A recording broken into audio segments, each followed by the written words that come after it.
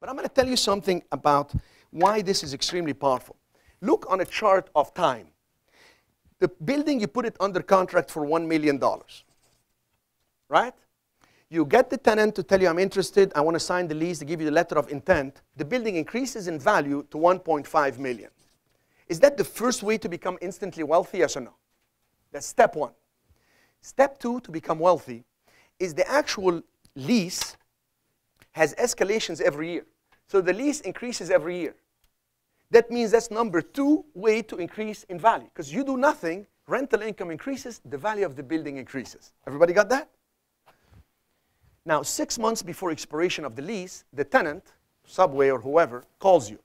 And they say, sir, ma'am, I've been paying you $8,000 a month, every month, from year one. I've been paying triple net, taxes, insurance, maintenance. We've been maintaining the building. We've paid the escalations.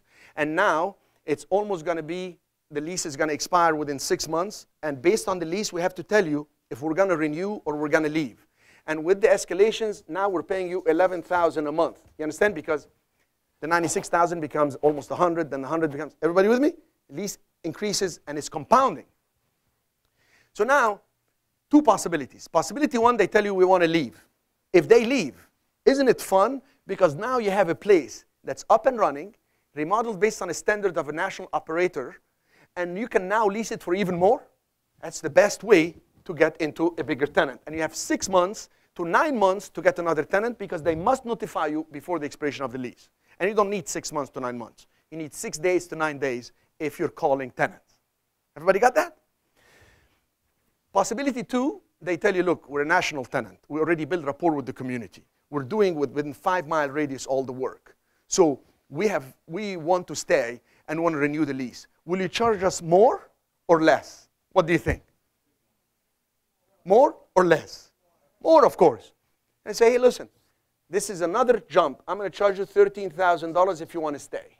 We're going to write a new lease for 10 years with escalations. So your third increase in value is when a tenant renews a lease and writes the new terms with an addendum. And the fourth increase is when there is another escalation in that lease. All while the actual debt that you got decreases in amount. See, you can be very conservative. I'm okay with that. And you could be very conservative, and you can take all your income and pay off your loan. After all, if you have zero debt, you can get in trouble. You understand that? Yes or no? Can I hear yes? Some people like that. I can see no response here. If you got no debt, you cannot get in trouble. Can I hear yes? Yes. All right. So you can pay it off. There's absolutely nothing wrong with paying off a building. Just if you pay it off, get a credit line.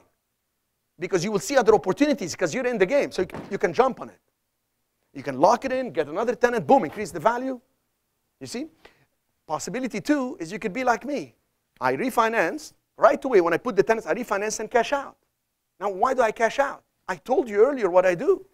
I get corporate guarantees, triple net. So it is literally guaranteed that that tenant will pay, so I want all the cash. So when I have cash, I can do more deals. That's how I got into even REOs. I bought homes from banks, B of A and Wells Fargo Direct, because I had a lot of cash. And when the market drops, you got a lot of cash. Cash is king. Well, actually, the real king is the asset. Cash flow is king.